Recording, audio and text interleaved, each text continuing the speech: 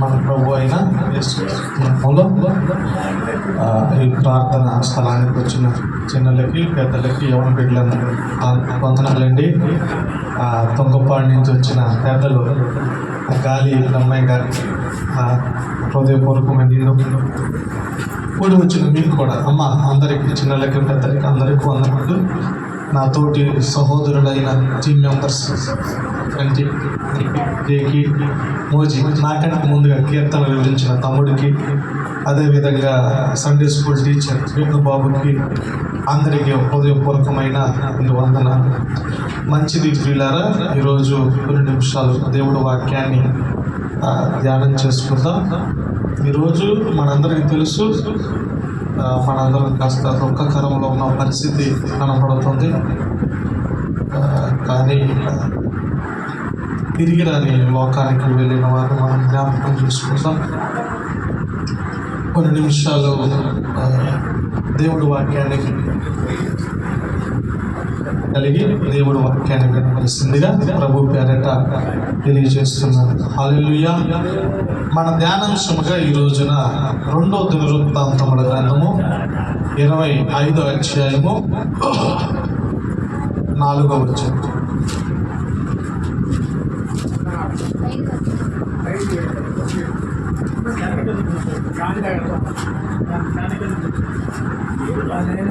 అయితే గ్రంథము అధ్యాయము 25 వచన భాగము 4.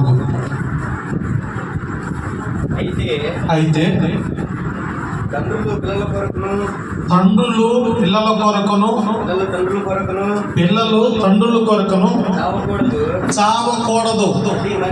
ప్రతి మనిషి తన పాపమున కొరకు తానే చావవలెనని మోషే గ్రంథమందలి ధర్మశాస్త్రమునందు రాయబడి ఉన్నది. సరిపోతుంది. చిన్న ప్రార్థన. యెహోవా ఆజ్ఞ ఉన్నది ప్రార్థన చేద్దాం. దయగలిగిన ప్రభు, కృపగలిగిన తండ్రి, నీకు స్తోత్రాలు చెల్లిస్తున్నానయ్యా. చదవబడిన లేఖన భాగం మీది, స్థలం మీది. మేము మీ వారు మానవ స్వరాన్ని మరుగుపరిచి మీ దైవికమైన స్వరముతో నాతో మాతో కుడి నెల్లరితో చుట్టిగా తేటగా మాట్లాడి మా ప్రాణాత్మ దేహాలను తెప్పరేలా చేశాను. యేసు పరిశుద్ధ నామంలో అడిగి వేడుకుంది నామం తండ్రి, ఆమేన్. మంచిది ప్రియమైన దేవుడు వల్లరా, ఈ వాక్య భాగాన్ని మనం ఆలోచన చేద్దాం. ఇందులో రాయబడిన మాట ఏంటంటే, ఆయన అంటున్నాడు, తండ్రుల కోసం పిల్లలు, పిల్లల కోసం తండ్రులు ఎవరు ఎప్పుడు కూడా చనిపోకూడదు. హల్లెలూయా. చాలాసార్లు మనం అనుకుంటాం కదా, నేను నీ కోసం ప్రాణం ఇచ్చేస్తాను, నీ కోసం నేను ప్రాణం తీసుకుంటాను. తప్పు. ఈరోజు మరణం అనేది, చావు అనేది చాలా సున్యాసం అయిపోయింది. సునిహాసంగా అందరూ చనిపోవటానికి చిన్నలు కానీ పెద్దలు కానీ అందరికీ ఇది ఒక ఫ్యాషన్ అయిపోయింది.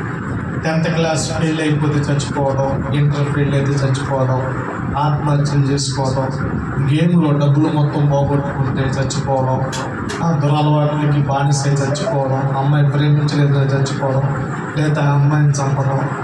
దేవుని వాక్యం అంటుంది నువ్వు అలా చేయకూడదు. దేవుని వాక్యం ఇంకా రూఢిపరుస్తుంది. యెహోవా ఆజ్ఞ ఇస్తున్న మాట ఏంటో తెలుసా? కుమారుల కోసం తండ్రులు, తండ్రుల కోసం కుమారులు. ఎవరి కోసం ఎవరు ఎప్పుడు చనిపోకూడదు. ఎవరైనా ఎప్పుడు చనిపోవాల్సి వచ్చిందంటే ఇదిగో దేవుని వాక్యం అంటుంది, ప్రతి వారి పాపమును బట్టేవాడు చావవలెనని మోషే గ్రంథమందలి అనగా ధర్మశాస్త్రమందలి దేవునిచ్చిన ఆజ్ఞగా కనబడుచున్నది. గట్టిగా స్తోత్రం చెప్పండి. హల్లెలూయా. ఒకరి కోసం ఒకరు త్యాగాలు, త్యాగపూరితమైన ప్రేమలు ఈ లోకంలో ఎన్నో ఉన్నాయి ప్రియులారా. దేవుడిచ్చిన ఆయుష్ చాలా గొప్పది. దేవుడిచ్చిన ఆయుష్ కాలం విలువైనది. దాన్ని ఎవరు ఎప్పుడు కూడా పాడు చేసుకోవచ్చు. దాన్ని ఎప్పుడు ఎవరు కావాలని చనిపోరు. అవునా కదా? ఈ లోకంలో 4 విధాలైన మరణాలు ఉన్నాయి. 1 అకాల మరణం, 2 దుర్మరణం, 3 చాలా విధాలుగా అందరూ బాధపడి, ఇష్టం పడి, మంచాన్ని పట్టి, జబ్బులు పట్టి చనిపోవడం, ఒక్కొక్కరు ఏమో ఇక రెప్పపాటున ఉన్న పడంగానే కనపడతానే ఉంటారు. ఇట్లా వాక్యం చెప్తానే ఉన్నారు పాస్టర్ గారు, మైక్ వదిలేసి అట్లాగే పడిపోయి చనిపోయాడు. అయితే అట్లా మరణాలు అట్లా చాలా మరణాలు ఉన్నాయి. అయితే బైబిల్ గ్రంథం సెలవిస్తుంది, మీరు ఎవరి కోసం ఎవరు ఎప్పుడు చనిపోవడానికి ప్రయత్నించకండి. ఎవరి కోసం ఎవరు అయితే కొన్నిసార్లు అంటాము ఒకరు చనిపోయినా కానీ ఒకరి గురించి ఒకరి కూడా చనిపోరు. చనిపోయినా కానీ ఇదిగో నీ గురించి చనిపోయాడు అంటానికి కూడా వీలు లేదు. ఎందుకని నువ్వు చూడలేదు కాబట్టి చచ్చిపోయాడు, నువ్వు చూసి ఉంటే బతికేవాడే, నువ్వు పట్టించుకోలేదు కాబట్టి చచ్చిపోయింది, నువ్వు పట్టించుకుంటే బతికేది. అట్లా అంటానికి ఎవరు కూడా వీలు లేదు. అట్లా అనరాదు. దేవుడిచ్చిన ఆయుష్ కాలం గొప్పది. ఆ ఆయుష్ తీరిపోయేంత వరకు భూమి మీద అందరూ ఉంటారు. కానీ బలవంతంగా బలత్కారమైన మరణము, ఆత్మహత్యలు ఇవన్నీ పాపము. వారికి మరణం సంభవించినప్పుడు వాళ్ళ కోసం నేను వెళ్ళి ప్రాణం పెడతాను అంటే అది ఓరదగినది కాదు. ఇక్కడ అంటున్నాడు, తండ్రుల కోసం కుమారులు, కుమారుల కోసం తండ్రులు, ఎవరి కోసం ఎవరు చనిపోకూడదు.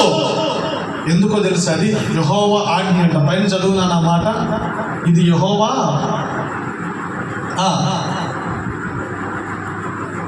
25:4 చివరి మాట.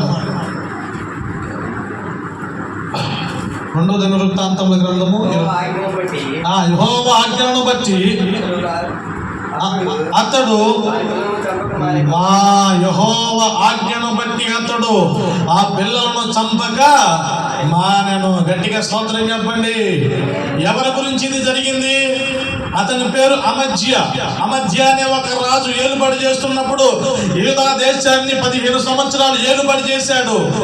3 లక్షల మంది యూదుల్ని, 1 లక్ష మంది ఇజ్రాయెల్ ప్రజల్ని పౌతులను ఎండిచ్చి 1,00,000 మందిని కొడుకొచ్చి సైన్యంలో చేర్పించి మొత్తాన్ని 20 సంవత్సరాలు పై వయసు కలిగిన వారందరినీ యుద్ధంలో పెట్టాలని చూశాడు. ప్రవక్త వచ్చాడు, ఇలా చేయటం తప్పు, యుద్ధనీతి కాదు ఇది, ఇలా చేయొద్దు, దేవుడు నీకు జయాన్ని ఇవ్వడు అంటాడు. అన్నప్పుడు వీళ్ళకి పెట్టిన ఎండి ఏమైపోవాలి, వీళ్ళకి పెట్టిన బంగారం ఏమైపోవాలి, వీళ్ళ మీద పెట్టిన పెట్టుబడి ఏమైపోవాలి? యూదులు 3 లక్షల మంది కాకుండా ఇజ్రాయెల్ దగ్గర పౌతులను ఎండిచ్చి నేను 1,00,000 మందిని కొన్నాను, వాళ్ళకి ఏం చేయాలి? ఎండి పోతే పోని, వాళ్ళని తిరిగి వెళ్ళమను. ఈ యుద్ధం వద్దు, 20 సంవత్సరాలు పై కలిగి భారం కలిగిన వారందరూ నువ్వు తీసుకొచ్చి పెట్టావు. అమధ్య ఇది దేవుని దృష్టిలో బహు బాధకరమైనది, వేదన కలిగించేది. ఒకటి కోసం ఒకటి ఎప్పుడు చచ్చిపోకూడదు. ఈ యుద్ధంలో అనేకంగా వాళ్ళను లాగడానికి వీలు లేదు. గట్టిగా స్తోత్రం చెప్పండి, గట్టిగా చెప్పండి. నాకు దక్కకపోయినా పర్లేదు, వేరే వాడికి దక్కడానికి వీలు. దుష్ట స్వభావం కరెక్ట్ కాదు. అది దేవుడు మెచ్చే స్వభావం కాదు. అది దేవుడికి అయిష్టమైన స్వభావం అది. అందుకే దేవుడు ఆజ్ఞని యెహోవా ఆజ్ఞ బట్టి అతను ఊరుకొని వారందరిని అప్పుడు పంపివేశాడు. గట్టిగా స్తోత్రం చెప్పండి, హల్లెలూయా. నీకు చిత్రమైన ఒక విషయం చెప్పంటారా? ఆ వెండి తీసుకున్న వాళ్ళందరూ ఈయనకు శత్రువులుగా మారి కొనుక్కుంటూ తినుక్కుంటూ చాలా కోపం క్రోపులై వాళ్ళందరూ తిరిగి వెళ్ళిపోయిన తర్వాత యుద్ధం లేని వాళ్ళకి ఐపీఎల్ అంటే ఇష్టం లేని వాళ్ళకి ఇష్టం కలిగించి వాళ్ళందరూ హాట్లో తీసుకొచ్చి వద్దు పొమ్మంటే వాళ్ళు పోతా కుర్చీలు మొత్తం పడగొట్టి వెళ్తారు ఎవరా? అట్లాగే ఎండి తీసుకుని నేను పోతా దేశాన్ని మొత్తం 1,00,000 మంది ఎట్లా పడితే అట్లా చిన్న భిన్నం చేసి వెళ్ళిపోయారు. ఆ తర్వాత దేశంలో శత్రువులందరూ వచ్చిన తర్వాత ఈ అమజ్య పరిస్థితి ఎట్లా ఉందో తెలుసా? లక్ష్యం అనే ఒక ప్రాంతానికి పారిపోతే అక్కడికి వెళ్ళి చంపి ఒక రథం మీద పెట్టుకుని ఆయన తీసుకొని వచ్చి మరలా మట్టి చేస్తారు. 15 సంవత్సరాల కంటే ఎక్కువగా పరిపాలన చేయలేకపోయారు. కారణం ఏంటయ్యా అంటే, ఎందుకు ఇలాంటి మరణం వచ్చేసింది అమజ్యకి? అమజ్య దేవుడి వాక్యాన్ని పాటించాడు. అమజ్య చిన్నపిల్లలు చంపడానికి ఇష్టపడలేదు, విన్నాడు. దేవునికి అనుకూలంగానే జీవించాడు, యథార్థంగానే ప్రవర్తించాడు. కానీ పూర్ణ మనసుతో దేవుడిని అంగీకరించిన వాడు కాదు. అక్కడ అదే రాయబడి ఉంటుంది, ఇతడు యథార్థంగా దేవుని దృష్టికి ప్రవర్తించాడు కానీ పూర్ణ మనసుతో దేవుడిని అంగీకరించిన వాడు కాదు. గట్టిగా స్తోత్రం చెప్పండి, హల్లెలూయా. అయితే ఈ రోజున దీన్ని బట్టి మనం ఏమి నేర్చుకోవాలి? దీన్ని బట్టి ఆత్మీయ సందేశంలో మనం ఏమి నేర్చుకోవాలి మన జీవితానికంటే? వీడారా, ఇదిగో ఒక 4 విషయాలు మేము ముందు ఉంచుతాను. ఇప్పుడు ఈయన జీవితంలో నుంచి మనం కొన్ని విషయాలు నేర్చుకుందాం.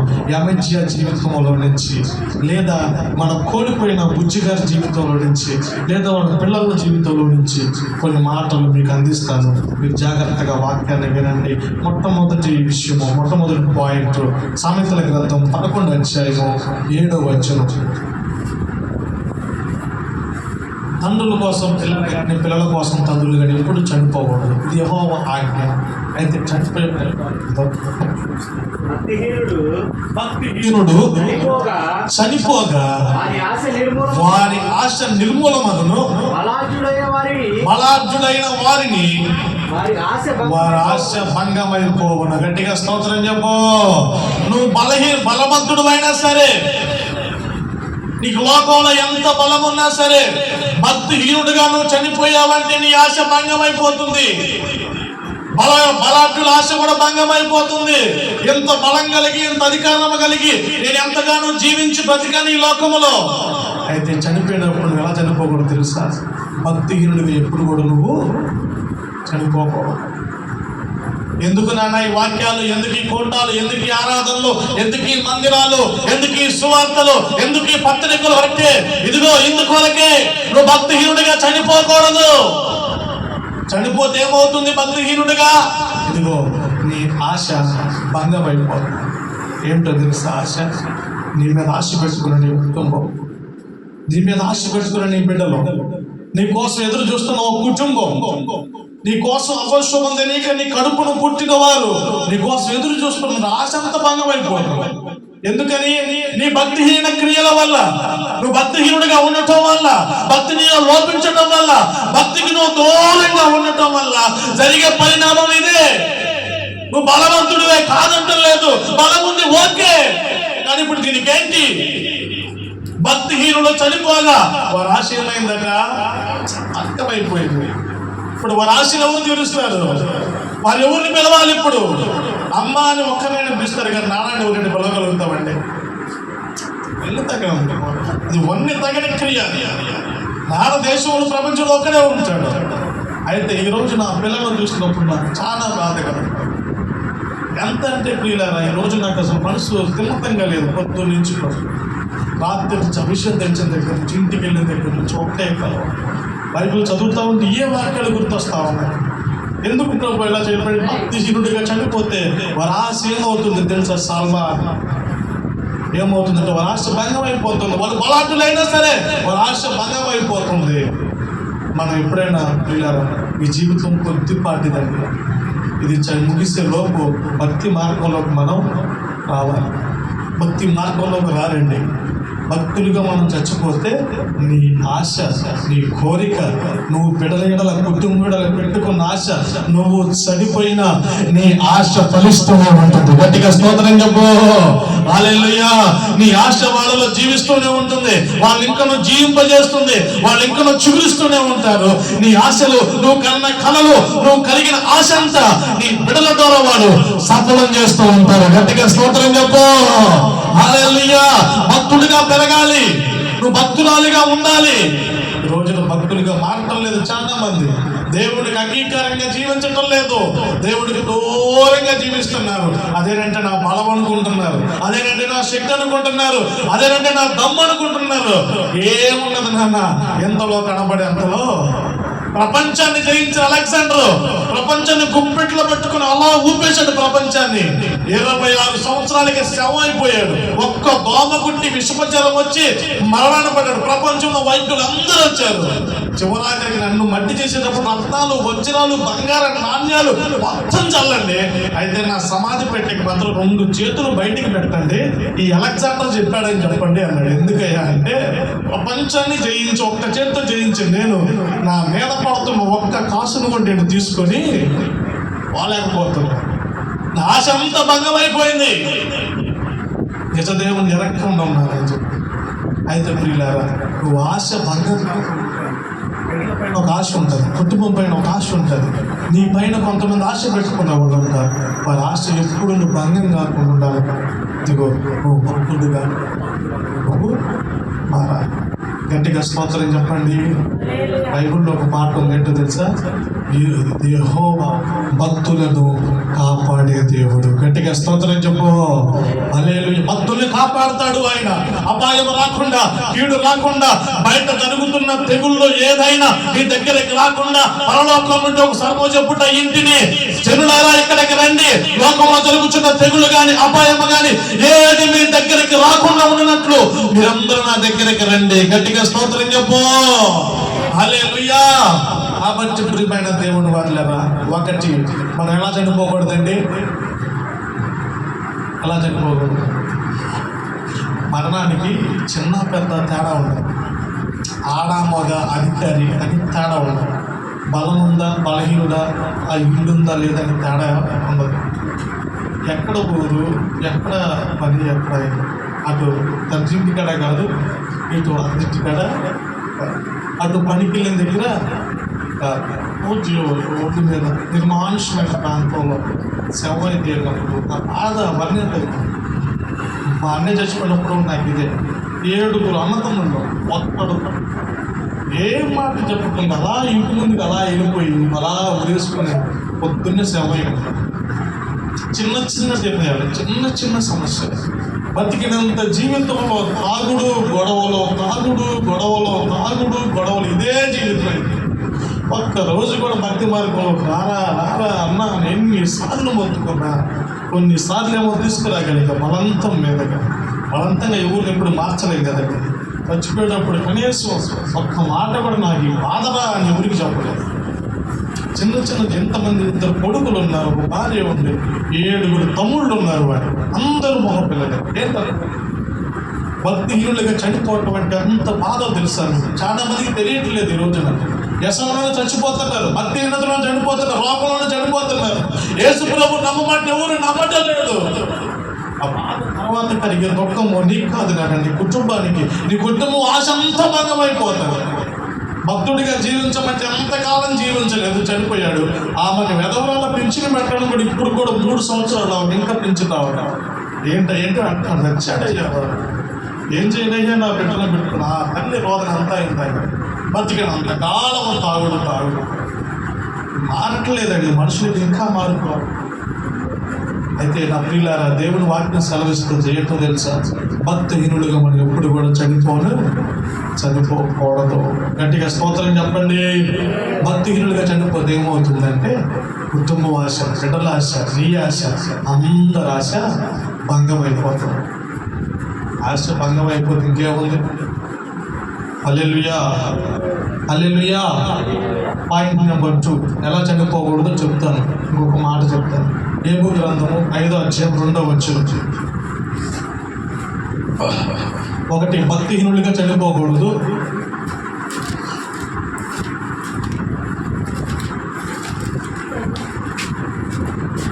5వ అధ్యాయం 2వ వచనం. యోబు గ్రంథము 5వ అధ్యాయం 2వ వచనం.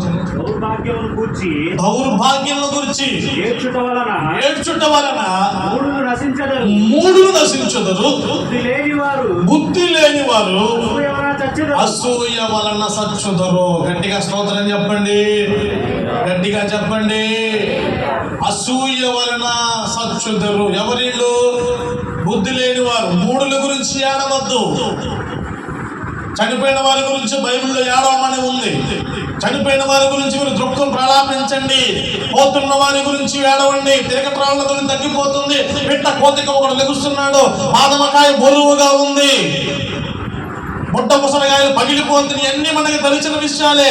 అయితే ఇక్కడ అంటున్న మాట ఏంటో తెలుసా? 3 గురించి ఏడ్చుట వలన, దౌర్భాగ్యం గురించి ఏడ్చడం వల్ల 3 నశించదరు. బుద్ధి లేని వారు అసూయ వలన సత్యదరు. గట్టిగా స్తోత్రం చెప్పండి. నాన్న, 2వదిగా ఆత్మీయ జీవితంలో సేవకుడిగా చేతులు జోడించి చెప్తున్నాను, అసూయ అనేది మన జీవితంలో ఎప్పుడు ఉండకూడదు. నువ్వు చిన్నవాడివా పెద్దవాడివా ఏ ఫలం అన్నా తినడానికి లేకపోయినా ఎప్పుడు నీ జీవితంలో అసూయ మాత్రం రాని. మనకి తెలియని పెద్ద విషయం ఏంటంటే, ఎప్పుడైతే ఒక నిమిషం మనం అసూయ పడుతూ ఉంటామో అప్పుడు మనకి తెలియకుండానే మనం మరణ దినాలు సంభవిస్తాము. అసూయ వలన జనులు సత్యత. అసూయ వలన చావు వస్తుంది, అది మనకు తెలియదు. వాడి చేయడం కందెత్తి వీడికి అంటారు, వాడి చేయడం కందెత్తి వీడికి అంటారు. అంటే అసూయ. ఒక ఇల్లు కట్టుకుంటుంటే వీళ్ళకి అసూయ, ఒకళ్ళ బాగుంటుంది అసూయ. అయితే ఒక గ్రంథంలో ఒక మాట ఉంది, ఏంటంటే నువ్వు అసూయ పడద్దు, ఇతరులు నిన్ను చూసి అసూయ పడే విధంగా నువ్వు బ్రతుకు. అబ్బా రెచ్చగొట్టే మాట ఏమి లేదు. అసలు అసూయ వలన చావు వస్తుంది. అసూయ ఎవరు పడకూడదు. నువ్వు వెతుకుతున్నప్పుడు దేవుడిని స్తుతించాలి, తక్కువ స్థితిలో ఉన్నప్పుడు దేవునికి ప్రార్థన చేసి మొరపెట్టాలి.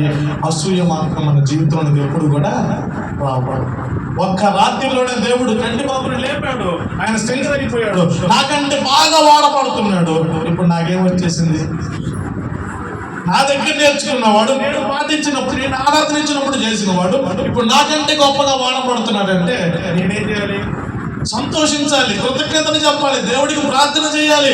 అలాంటి చట్టి బాబుని ఇంకొకరు తయారు చేయాలి. అంతేగాని ఎక్కువైంది తమ్ముడికి కొంచెం తగ్గించుకుంటే మంచిది. లేదా ప్రసంగాల్లో మాట్లాడి దీన్ని ఏమంటారు? అసూయ. సాల్మాన్ ఇప్పుడు ఏం చేస్తున్నాడు? అసూయ పడుతున్నాడు. అంటే ఇప్పుడు నా గొంత నేనే గట్టిగా స్తోత్రం చెప్పండి. హల్లెలూయా. అప్పుడు కూర్చున్న మీకేం అర్థమవుతుంది? ఆయన గురించి ఎట్లా అన్నారంటే, రేపు మా బిడ్డలను నేర్పించి పంపించినా కానీ ఇట్లాగే అంటాడు, వాళ్ళందరితో నీకు ఇష్టం లేదు, అసూయ బుద్ధి కలిగిన వాడు, అసూయ స్వభావం కలిగిన వాడు, కాబట్టి ఈయన దగ్గరికి వెళ్తాం కంటే ఇక యేసు రక్తమే చేయం. అసూయ వలన వచ్చేది మరణము. అసూయ పడకూడదు. ఎంత అసూయ అంటే సంపాదనలో, రాబడిలో, సమయంలో, ప్రయాణాల్లో, అన్ని విషయాల్లో అసూయ పడుతున్నారు. నానా అసూయ నీకు ఒక్కొక్క ఆరోగ్యాన్ని ఆయుషం తగ్గిస్తూ ఉంటది, అది తెలియదు నీకు. ఏం తగ్గించింది? అసూయని ఆయుష్ తగ్గిస్తూ ఉంటది. దేవుని వాక్యం అంటుంది, మూర్ఖులు దౌర్భాగ్యుల గురించి ఆడవద్దు, వీళ్ళు దౌర్భాగ్య స్వభావం కలిగిన వారే, వీళ్ళు దౌర్భాగ్యుల గురించి మనకేమొస్తుందో తెలుసా? మూడు నశించిపోతారు. అసూయ వలన జనులు సత్యుతులు. నాన్న అసూయ పడొద్దు నాన్న, భక్తుడిగా నువ్వు పెరగాలి. ఉంటుంది కానీ జీవితంలో అసూయ అనేది ఎప్పుడు కొన్ని దగ్గరికి ఉన్నా లేకపోయినా యెహోవా ఇచ్చును, యెహోవా తీసుకును, ఆయన నామానికే మహిమ కలుగును గాక. హల్లెలూయా. ఉన్నది అసూయ వలన మనము చనిపోతాం. ఎప్పుడు అసూయ పడదు. నీ భక్తి జీవితంలో, నీ అనుభవంలో, నీ ప్రార్థనలో నీకంటే గొప్పగా ఎదగని దేవుడు వాళ్ళకి ఇచ్చిన కృప అంతే వదిలేసి నువ్వు ఇంకా ఈ స్థితిలో ఉన్నావా? బాధపడద్దు. ఏదో రోజు దేవుడు నిన్ను పైకి లేపుతే. అంతేగాని అసూయ మాత్రం మనుషులు కూడా పడవాలి. కొంతమంది బయటికి అసూయ లేనట్టుగానే పలకరిస్తారు, లోపల మాత్రం అసూయ ఉంటుంది. అది నీకు తెలియకుండా నీ ఆయుష్ని తగ్గిస్తా ఉంటుంది. నాన్న గుర్తుపెట్టుకోండి. ఫస్ట్ ఏంటంటే భక్తిహీనుడుగా చనిపోవద్దు. రెండోది ఏంటో తెలుసా? అసూయ పరులుగా ఎప్పుడు కూడా ఉండద్దు. మూడో పాయింట్ నాన్న త్వరగా ముగిస్తున్నాను. సామెతల గ్రంథము 19వ అధ్యాయము 16వ వాక్యం. కొంచెం మంచిది. సామెతల గ్రంథము 19వ అధ్యాయము 16వ వాక్యం. ఆజ్ఞను గైకొనవాడు, అబ్బో తనను కాపాడుకున్నవాడు, అద్దుగద్దుగో తన ప్రవర్తన విషయమై అజాగ్రత్తగా ఉన్నవాడు.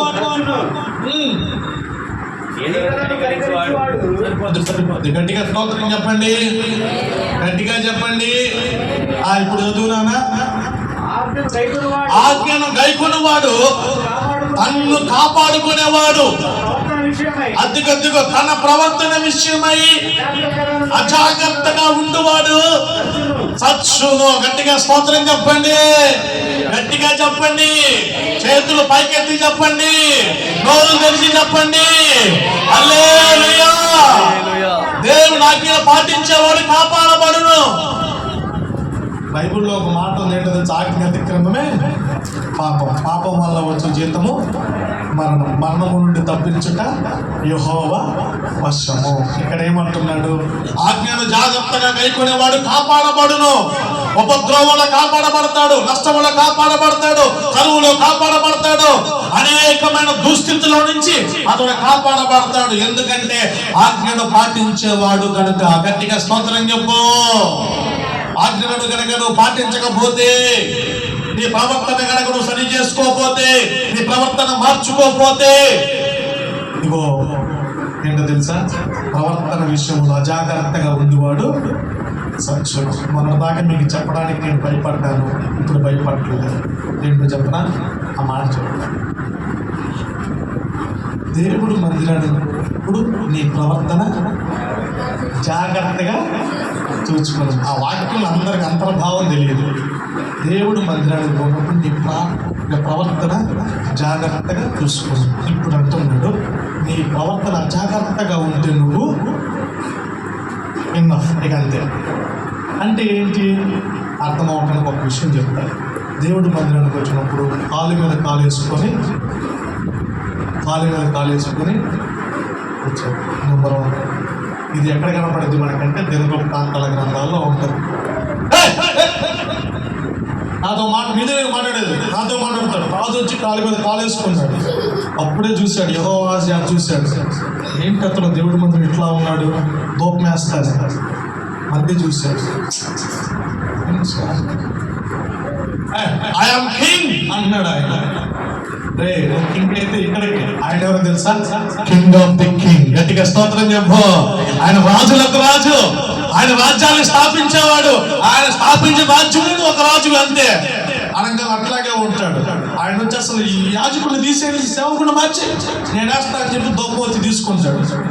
ఇప్పుడు దాకా నువ్వు చేసిన ఒక తప్పు. రెండో తప్పు ఏంటో తెలుసా, నా దగ్గర యాజకత్వాన్ని లాక్కోవటం.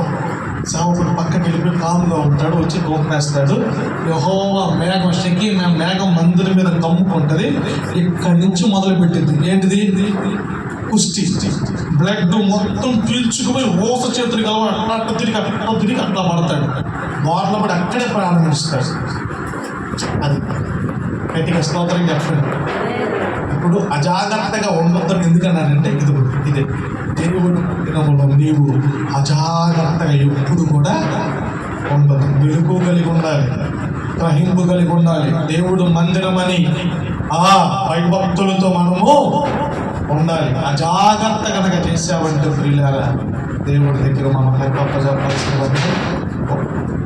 జాగ్రత్తగా ఉన్నాడు. సత్యుడు ఏమవుతాడు, సత్యుడు. దేవుడు మందిరం అంటే ఈ విషయం మనకి చాలా వాళ్ళు అర్థం కాదు. రెండోది ఏంటో తెలుసా, బలిపీఠం మీద మామూలుగా బలిపీఠం మీద అయితే నిద్ర చేయకూడదు. ఎవరు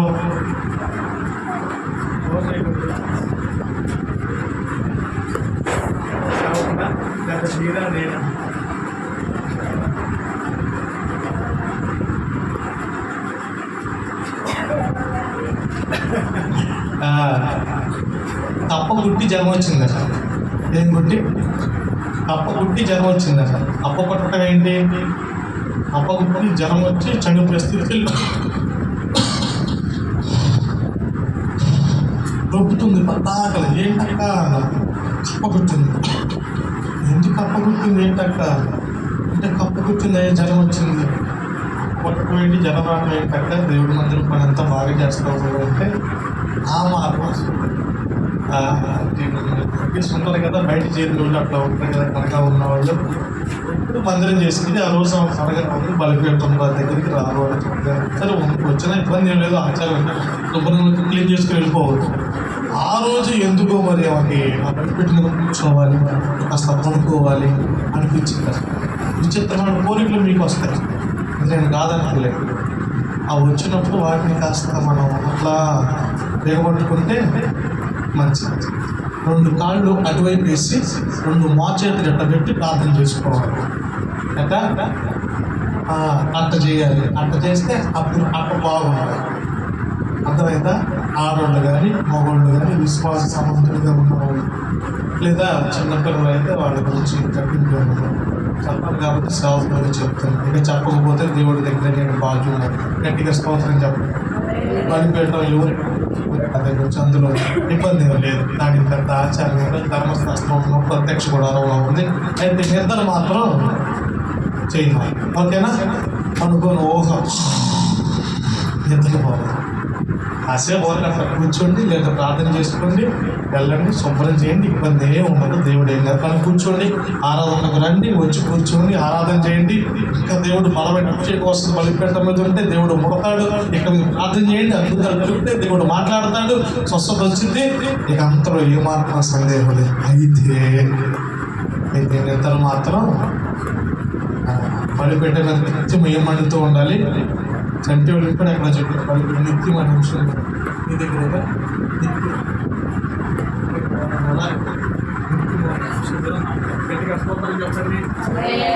చెప్పండి. కాబట్టి దేవుడి మందిరం ఎట్లా ఉండకూడదు నాన్న? ఒకటి, కాళ్ళ మీద కాళ్ళు వేసుకొని, ఒకటి, రెండు బలిపీఠ మీద ఎత్తల ఈ రెండు చేయకండి, మిగతా పని అంతా చేయండి. మందిరంలో మీరు ఎప్పుడైనా కొనుక్కోవాలనిపించినప్పుడు కాళ్ళు అడ్డు పెట్టండి, ఎటు పెట్టండి, కాళ్ళు అడ్డు పెట్టి బలిపీఠ మీద కదా కిందే అక్కడ పడుకొని ప్రార్థన చేసుకుని వెళ్ళండి. దేవుడు మంచి ఆరోగ్యం ఇస్తాడు. గట్టిగా స్తోత్రం చెప్పండి, గట్టిగా చెప్పండి. కాబట్టి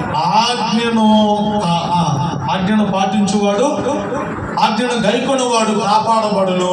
తన ప్రవర్తన విషయంలో అజాగ్రత్తగా ఉండేవాడు ఖర్చు. నాన్న చెప్పలేదు అనుకోవచ్చు, తర్వాత ఇబ్బందులు వచ్చినాయండి, జ్వరాలు వచ్చినాయండి, రోగాలు వచ్చినాయండి, మాకు భయం ఉందండి, ఊపిరి అందట్లేదండి, ఇదండి కుదరదు. తప్పకుట్టి ఎందుకు జ్వరం వచ్చిందయ్యా అంటే, ఈ చిన్నపిల్ల ఒక పిల్ల ఉంది, ఆడపిల్ల పతాక నీళ్లు పోపెడుతుంది, గాబు నిండా, గాబుకి ఎడమల కొట్ట బీగుతుంది. ఆ నీళ్లు తీసుకొస్తుంది, ఆ పిల్ల ఎర్ర టైంలో నీళ్లు పోతుంది, కొట్ట బీగుతుంది. ఎమ్మటే వాళ్ళ అమ్మ చచ్చిపోయిన అమ్మ ఉంది, ఎమ్మటే కప్పల పొలంలోకి వచ్చి తప్పలాగా వచ్చి తొట్టు పక్క కట్టుబడింది. 2 బిందులు పోయినానే నీళ్ళు గాబంత కథ అయింది, తాగింది కాదు, ఒక కథల పుస్తకంలో చదివా. నిండుగా నీళ్లు పోస్తే కప్ప కూడా నీళ్లు కట్టితే 2 బిందులకి గాపులు అయింది. ఏంది నేను పొట్ట బీగితే గాబు నిండింది అని చెప్పింది. పిన్ని పోసా పిన్ని నీళ్లు అంది. తల్లి కదా పాప అమ్మాయి అంటే పోసామా ఏందని చెప్పి చూసి ఆశ్చర్యం వేసింది. పొట్ట బీట పొట్ట నా దగ్గర ఉంది, ఎట్టింది అని చెప్పి ఆ పప్పులో మళ్ళీ నీళ్ళు కొట్టి అట్లా అంటారు. తప్పంది కదా లోపల, తప్పగా బయట పెట్టేసి ఏదో కలిసిందని చెప్పి ఈ అమ్మాయి 2 బీకింది. నీళ్లు పోసినాం, ఈ అమ్మాయి 7 ఆడ కూర్చుంది. ఏంటమ్మా ఏం లేదమ్మా అంటే జ్వరం ఎక్కడ దాకా వచ్చిందంటే అర్థం చేయించుకున్నావు పోయాం, అంత పరిస్థితుల్లో వచ్చిందంటే చిన్న జాగ్రత్తలు, చిన్న మాటలు, చిన్న పొరపాట్లు పెద్ద ఉక్కిరలైన జీవితాన్ని యాదగా లేకపోతే నాన్న ఇదిగో అజాగ్రత్తగా ఉండటం వల్ల జనులు ఏం చేస్తారట, ఒక జాగ్రత్తగా ఉండాలి దేవుడు వాక్య విషయం. 4వ మాట ఫస్ట్ ఏంటిది, భక్తిహీనులుగా మనము చనిపోకూడదు, ఎందుకంటే ఆశ భంగం అయిపోతుంది. 2వది ఏంటో తెలుసా? ఆ 2వది అంటున్నాడు ఏంటిదంట, 2వది 3వదా ఇదే 2వది అజాగ్రత్తగా మనము చనిపోకూడదు, దేవుడు ఇద్దరి విషయం అజాగ్రత్తగా ఉండకూడదు. 3వ పాయింట్ చెప్తున్నాను చూడండి, పాయింట్ నెంబర్ 3. 2వది అసూయ వల్ల చచ్చేదరు, 3వది అజాగ్రత్తగా ఉంటే చనిపోతారు. 4వ మాట చెప్పి నేను ముగించేస్తాను చూడండి. 79వ మాట చెప్పానంటే ప్రసంగం అయిపోయినట్టు. 79వ కీర్తన 11వ వాక్యం. అదుగో చెరలో ఉన్న వారి నిట్టూర్పు నీ సన్నిధికి రానిమ్ము, నీ బాహుబలాతిశయమును పంపుము. అద్దుగద్దుగో చావునకు, అది చావునకు విధింపబడిన వారిని కాపాడుము. గట్టిగా చప్పట్లు కొట్టి దేవుని నామాన్ని మహిమపరచండి. గట్టిగా కొట్టు. చావునకు విధింపబడిన వారిని కాపాడే దేవుడు. నువ్వు చావు బతుకుల్లో ఉన్నా, దుఃఖంలో ఉన్నా, ఎటువంటి అందరి గోళములో ఉన్నా ఆయన చావును తప్పించే దేవుడు. గట్టిగా స్తోత్రం చెప్పు. హల్లెలూయా. చావునకు విధింపబడిన వారిని కాపాడుము. ఎవరు చావునకు విధింపబడిన వారు? ఎవరో అసూయ కలిగిన వారు, ఎవరో అజాగ్రత్త పరులు.